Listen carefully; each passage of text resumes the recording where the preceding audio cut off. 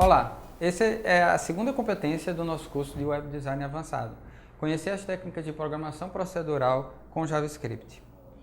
É nessa competência que a gente vai definir realmente o que é uma linguagem de programação. A gente vai aprender o básico da linguagem de programação JavaScript. É a competência que você deve ter mais atenção. E nela a gente vai ver os comandos e como é que a gente vai utilizar para ter um benefício. A linguagem de programação ela é usada para calcular fazer muitos cálculos.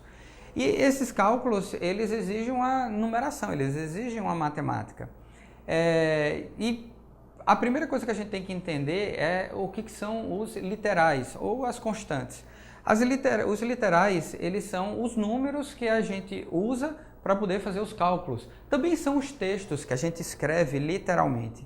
Então, como você pode ver aí no slide de literais e variáveis, você tem formas de escrever esses literais. Na linha 2 a gente tem o número 5, que é um número inteiro. Na linha 3 a gente tem um número fracionário, que no caso ele está escrito com ponto, porque nos Estados Unidos eles não usam vírgula, eles usam o ponto. Mas é como se fosse 1000,24. Só que quando você for escrever, você troca, não coloca vírgula, coloca o ponto. E logo abaixo a gente tem um texto, que foi como você fez na última competência, que você colocou seu nome. Então, quando você quer dizer que aquilo dali é um texto, né, não faz parte da programação, ele é um literal textual. Aí você coloca entre aspas duplas, certo? Declaração de variáveis e atribuição de valores. Nessa parte, a gente não só usa literais. Por exemplo, você pode colocar 2 mais 2, mas não necessariamente vai ser 2 a vida toda. Pode ser que você faça um cálculo com a idade da pessoa lá na página. Então, essa idade ela vai variar. Se for de ano a ano, a pessoa muda a idade, ou no meio do ano a pessoa pode mudar a idade.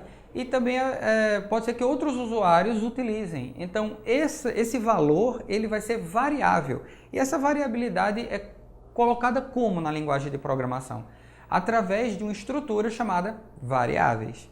As variáveis, elas têm um identificador e funcionam como uma gavetinha com etiqueta. Nessa gavetinha você vai colocar um valor. Então, se você quer saber a idade, então você coloca na etiquetinha idade. Aí você vai saber que naquela gaveta você pode tirar e colocar várias vezes valores que representam idade. E como é que a gente faz isso? Como é que a gente escreve? Como é que a gente dá uma ordem para o computador criar essa variável na memória? Você pode ver aí na linha 1, você tem var, que é uma palavra-chave que vai definir, vai dar uma ordem para o computador criar uma variável na memória e você vai ter que botar um nome nesse lugar, que é para poder ele achar. Então, você coloca, eu coloquei aí no exemplo X, mas poderia ser árvore, casa, nuvem, mas não utilize caracteres especiais, não coloquem acentuações. Se você colocar árvore, não coloque o acento. Se você colocar ação, não coloque o cedilha, não coloque tio. Evite isso. Alguns navegadores eles não vão trabalhar bem com esses caracteres especiais. Também não separe. No que você dá um espaçozinho, também vai dar problema. Ele não vai entender como uma palavra única. Tá? E no exemplo aí, você tem a declaração da variável x na linha 1. E na linha 2 você vai ter a atribuição. É quando a gente pega o valor 2 e coloca dentro da gavetinha. Isso é feito através do símbolo de igual. Então, quando a gente quer atribuir algo, a gente coloca o símbolo de igual. Certo? Guarde isso. Na linha 4 você tem a junção das duas coisas. A gente declara uma variável e já coloca o valor dela. É um atalho, uma forma mais simples de se trabalhar. Então, uma vez que a gente tem essa variável na memória, a gente pode utilizar ela para fazer os cálculos. A gente pode dizer 2 mais x. E aí o computador vai saber que ele vai pegar esse x da memória e vai colocar o valor que tem lá para poder fazer a operação. Agora, no slide, como vocês estão vendo, em comentários, operações e expressões, pode ser que você tenha necessidade de colocar um texto explicativo sobre aquela linha. Esse texto explicativo ele não faz parte da linguagem de programação, ele só é uma ajuda sua. Até porque quando for mais na frente você pode não se lembrar do que fez lá atrás. Então você tem duas formas de se colocar esse texto que vai ser ignorado pelo navegador, pelo computador. Esse texto a gente chama de comentários. Ele é usado com barra para uma linha. Então, quando você coloca barra, somente essa linha, o que tiver após vai ser ignorado. E quando você coloca barra asterisco, você coloca tudo que você quiser, incluindo comandos, seja o que for, e depois asterisco barra no final, tudo que tiver entre barra asterisco e asterisco barra vai ser ignorado. Então, esse é um comentário de várias linhas, certo? Operações. Operações as operações matemáticas. Temos 3 tipos de operações na linguagem de programação, mas nas operações matemáticas você tem soma, subtração, multiplicação e divisão. E elas funcionam mesmo como se fossem as fórmulas matemáticas que a gente viu na escola, né? Que a gente conhece elas. Então, no exemplo aí que vocês estão vendo no slide de comentários, operações e expressões, na linha 11, você pode ver que no final dela tem 2 mais 2. Então, você poderia usar 2 multiplicado por 2, ou 2 multiplicado por x, ou x mais x, certo? Você pode fazer essas operações que o computador vai entender, vai substituir adequadamente, desde que você diga que criou uma variável x e que você colocou um valor nela. E expressões. Expressões é quando você bota um monte de operação junta, certo? Então, você pode colocar x mais x dividido por x multiplicado por x vezes 2 ou vezes 3. Então, tudo isso daí junto, toda essa linha, ela é uma expressão. Uma expressão, ela pode ter uma quantidade de operações virtualmente infinita. Então, ele vai executar cada uma dessas operações e diminuindo até achar o resultado. Então, essa expressão, ela tem uma precedência. Ela não faz tudo junto ou da esquerda para a direita. Ele só faz uma operação de cada vez. Mas qual é a operação que ele vai fazer primeiro? Aí a gente tem a precedência. Simplificando, as operações multiplicativas, elas são executadas primeiro. Então, primeiro ele vai fazer multiplicação e divisão, que são operações multiplicativas. Depois, operações aditivas, que no caso é soma e subtração. Então, se você quiser que uma operação aditiva ela vá ser primeiro do que uma multiplicativa, ou seja, você quer colocar ela mais acima na precedência, aí você coloca essa operação entre parênteses. Os parênteses, eles vão dar uma prioridade maior. Então, qual é a ordem de precedência agora? Primeiro os parênteses mais internos. Aí depois os parênteses, quando não tiver mais parêntese, aí ele vai fazer as multiplicações, depois ele vai fazer as divisões. E dentro dos parênteses pode ter expressões. E aí essas expressões seguem as mesmas regras. Identificadores. Como eu falei, os identificadores, você pode criar variáveis, até várias variáveis de uma vez só. Aí no slide de identificadores, você vai ver na linha 2 uma declaração de variável que tem x, vírgula, y, certo? Isso daí são 2 variáveis criadas ao mesmo tempo, tá? E logo abaixo a gente tem uma outra variável, a variável d. Então você pode criar quantas variáveis você precisar para poder fazer o seu trabalho. Essas variáveis elas têm que ter esses identificadores. Esses identificadores, como eu falei, eles têm algumas regras para você colocar. Você não pode colocar qualquer nome. Antes eu disse que você não podia colocar acento, que você evitasse colocar acento e colocasse nomes separados. O primeiro caractere ele tem que ser uma letra.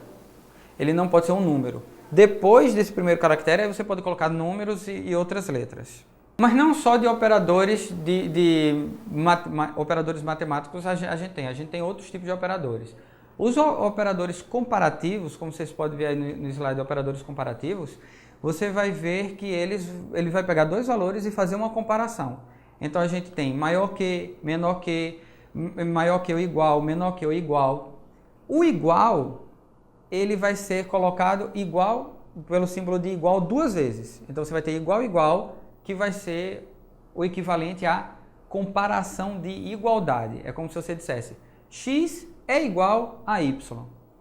Por que não se usa um só? Porque isso aqui é o de atribuição. Se você colocar x igual a y, você está dizendo que o valor de y vai ser colocado dentro de x. Então atente que a comparação de igualdade é feita por igual, igual. E o diferente é exclamação igual. O exclamação em linguagem de programação, ele dá a ideia de que é não, é uma negativa. Então, exclamação igual significa não igual, que é diferente. Você tem já a terceira forma de operadores, matemáticos, comparativos e agora os lógicos. Os lógicos, eles utilizam uma matemática chamada matemática booleana. O bom dessa matemática é que ela só tem dois valores, verdadeiro ou falso, ligado ou desligado. Não existe meio termo, são esses dois valores e acabou, 0 e 1, não tem outra coisa. O 0 em JavaScript significa falso e qualquer outro número significa verdadeiro. Então você pode utilizar a numeração para simbolizar o verdadeiro ou falso. Como vocês podem ver aí no slide de operadores lógicos, você tem 3 operadores que você pode utilizar com esses verdadeiros ou falsos, com esses valores de verdadeiro ou falso. Você tem o i, o ou e o não. O não é o mais simples. Não verdadeiro resulta em falso. Não falso resulta em verdadeiro. Então acabou, é só isso que tem. É uma inversão de valores. O i e o ou, ele vai fazer uma matemática, uma forma, uma matemática booleana, que vai resultar em outros valores booleanos. Então, quando você tem o i, aí você tem verdadeiro e verdadeiro. Então, para dar verdadeiro, os dois têm que ser verdadeiro. Um tem que ser verdadeiro e o outro tem que ser verdadeiro. Então, vamos dizer que você faça duas comparações. X é maior que Y, Z é maior que K. Então, ele vai verificar os valores, vai ter o resultado booleano e depois, se você coloca um i no meio, verdadeiro e verdadeiro dá verdadeiro. Aí tem uma tabelinha no slide que mostra o resultado de cada uma dessas operações. Então, verdadeiro e verdadeiro vai dar verdadeiro. Verdadeiro e falso vai dar falso. Falso e verdadeiro vai dar falso. E falso vai dar verdadeiro. Observe que só tem um caso no i que vai dar verdadeiro, que é quando os dois forem verdadeiros, certo?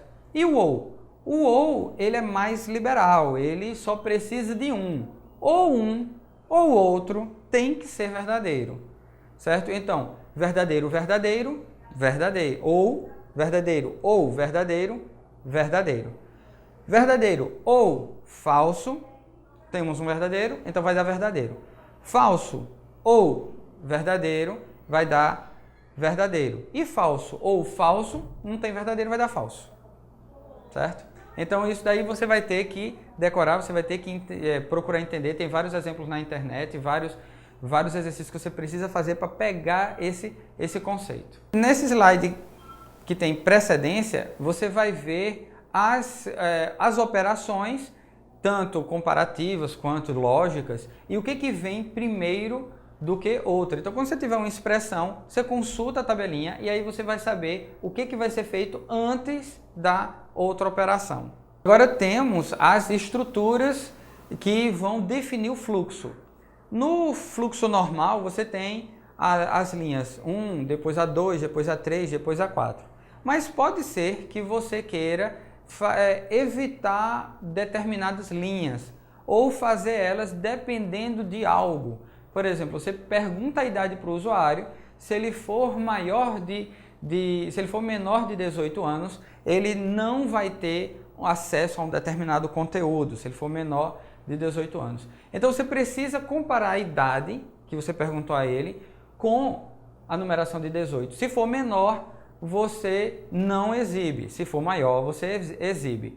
Então, no exemplo que você está vendo aí do slide de estrutura condicional, a gente tem uma variável, você já sabe o que é, tempo, que tem um símbolo de atribuição, então a gente está colocando um valor dentro dela, que tem new date. Esse new date é como se fosse que a gente pegasse o relógio do sistema e colocasse nessa variável. Em var hora, a gente esse tempo ele é bem complexo, ele tem datas, ele tem hora, minuto, segundo, então a gente vai precisar somente da hora do sistema. Então, onde tem na linha 3, tempo.getHours, então a gente vai ter a hora do sistema. A gente vai pegar somente o valor de hora. Então, essa variável hora vai estar com um valor tipo de 1 a 24. na verdade é de 0 até 23. E aí você chega na quinta linha, if. O if é uma instrução de se. Ele vai fazer um teste. Se hora for maior que 18, então se o valor de hora estiver acima das 6 horas da tarde, né, 18 horas, então ele executa a linha. É verdadeiro, executa. Ele vai executar a linha 6 e 7, certo? Se não for, aí a gente tem esse outro comando opcional da estrutura if, que é o else. Então, se for verdadeiro, ele faz a linha 6 e 7. Se não for, ele faz a linha 9 e 10. Observe que o fluxo ele foi desviado. Ele chegou na linha 5, foi feito um teste, e aí ou ele prosseguia ou ele pulava para a linha 9. Certo? Então, a estrutura se, if, ela tem essa condição de desviar o fluxo para ou faz um bloco ou faz o outro. Uma outra estrutura que também faz um teste, né, que é essa uma estrutura condicional, é a switch case. Então, como você pode ver aí no exemplo do slide, switch case, então o switch ele é como se fosse uma troca, é como se ele fosse escolher qual é o ponto do código que ele vai continuar. Então você tem um teste que vai ser uma comparação com vários valores, com vários casos. Então dentro da estrutura lá, você vai ver aí na linha 7, na linha 10 e na linha 13, a palavra-chave case. Você tem na linha 7 e na linha 10 a palavra-chave case, que tem um valor, no caso é 0 e 6. Se o dia da semana, que foi pego na linha 3 com getDay, se o dia da semana, que for um valor numérico, for 0, então ele vai começar a executar da linha 7. Se ele for igual a 6, ele começa da linha 10. Então ele vai fazer essas comparações de igualdade e colocar. Se ele não encontrar valor igual, se for qualquer outro dia, 1, 2, 3, 4, 5, então ele vai ter um padrão. Qual é esse padrão? É o que tem a linha 13 escrito default. Default é uma palavra-chave que ele vai colocar ali o que ele não encontrar. Então toda vez que ele fizer o teste e nenhum valor servir, ele coloca. Esse default ele é opcional. Uma outra linha também que você tem que colocar que você pode colocar nessa estrutura switch case é uma condição de parada. É quando você diz, olha, a estrutura normal ele vai a partir daquele ponto em diante. Então ele vai fazer todas as linhas, incluindo a do case 6, a do default, vai fazer tudo. Mesmo que não for igual a 6, ele vai fazer tudo. Para parar, você utiliza o comando break, que está aí na linha 9. Então, quando você coloca break, ele interrompe e vai para o final da estrutura, no caso, a linha 15. Certo? Então, dê uma olhada no seu caderno, veja que é mais complicado, veja que você tem que sentir, você tem que fazer muito, que é para poder entender bem isso aí, várias e várias vezes, várias horas de estudo, que é para poder absorver isso daí, tá bem? Então, utilize seu caderno de estudo e também o fórum, que é para poder perguntar sobre dúvidas. Aquela dali foram as duas estruturas de condicionais que tivemos, a if e a switch. Agora a gente vai para um outro tipo de estrutura, que são 3, que é as estruturas de repetição. É quando a gente quer que repita algumas vezes. Elas são divididas em 2 grupos, quando você sabe o número de repetições e quando você não sabe, certo? A primeira delas, quando você sabe o número de repetições, é a estrutura for. Então, como você pode ver aí no slide, estrutura de repetição for, você vai ver no exemplo que temos na linha 2 uma variável quadrados, que é um texto vazio, e você tem a estrutura, na linha 3, o começo da estrutura for. Ela tem 3 argumentos, ela tem 3 partes. A primeira delas é criar uma variável de controle. Então, você vai ter var i igual a 10. Então, observa aí no código, var i igual a 10. A gente está dizendo que esse i ele vai começar pelo valor de 10, certo? Depois a gente vai ter um ponto e vírgula e vai ter um teste, i maior que 0. Então, enquanto ele for maior que 0, ele vai ficar repetindo. Mas esse i ele não vai ficar 10 eternamente.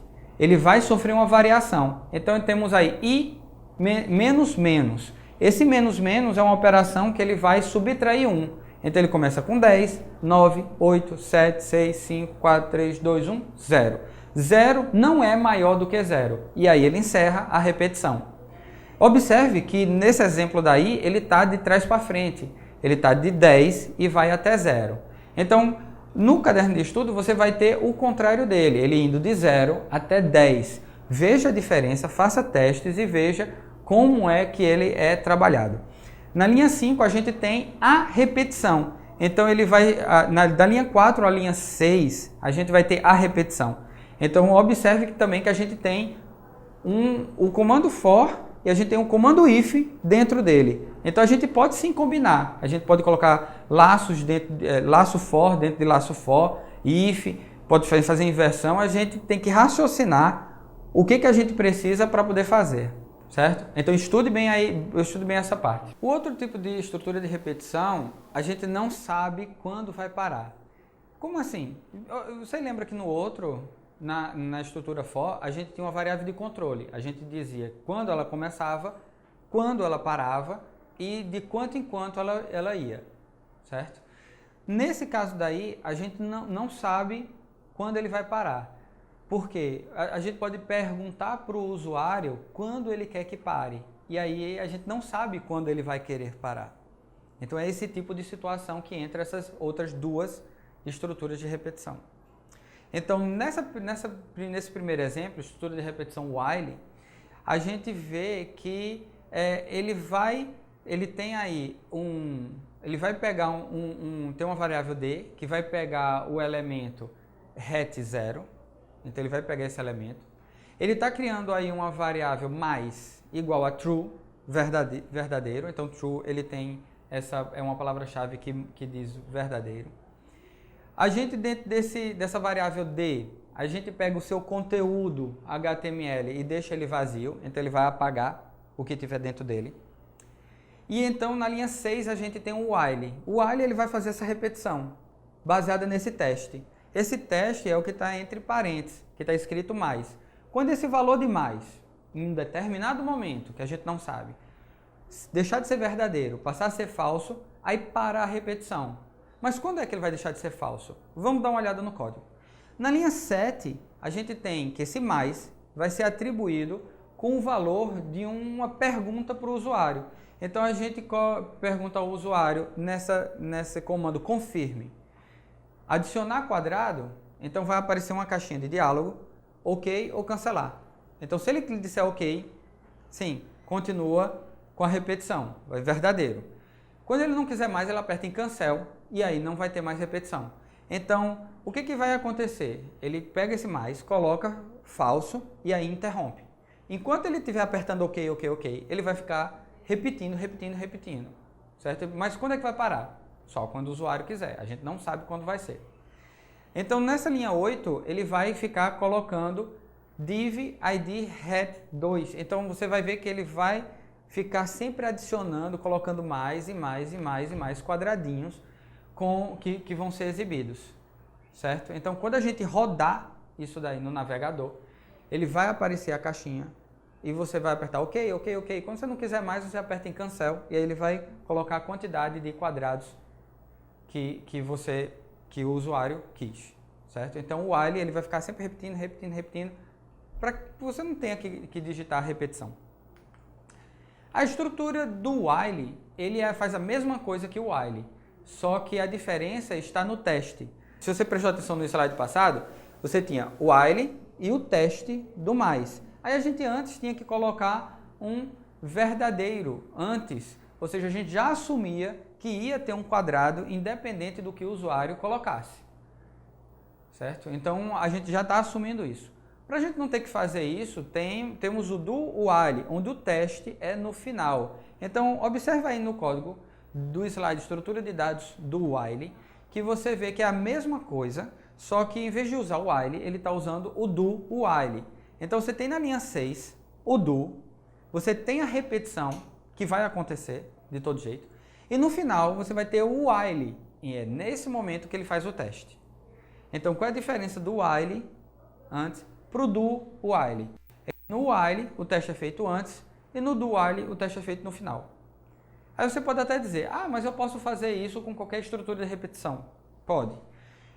Existem estruturas mais apropriadas, mas você pode usar qualquer uma delas. Você pode usar tanto o for, quanto o while, quanto o do while. Os bons programadores, eles sabem qual é a estrutura melhor para ser usada, porque você tem um ganho de desempenho nisso. Não fica o site ou a página demorando lá para rodar. Então, com isso a gente termina essa segunda competência. Nos vemos na competência 3. Estude pelo seu caderno de estudo, que ele é a sua principal fonte de informação para fazer as atividades, e utilize o fórum para você tirar dúvidas. E aí você coloca a pergunta mesmo lá no título. Não diga assim, algo abrangente, coloque realmente a sua dúvida. Se você tem várias, você faz vários tópicos, colocando em cada uma delas uma dúvida diferente. Porque aí cada um dos tutores e outros alunos, eles podem te ajudar, certo? Até lá!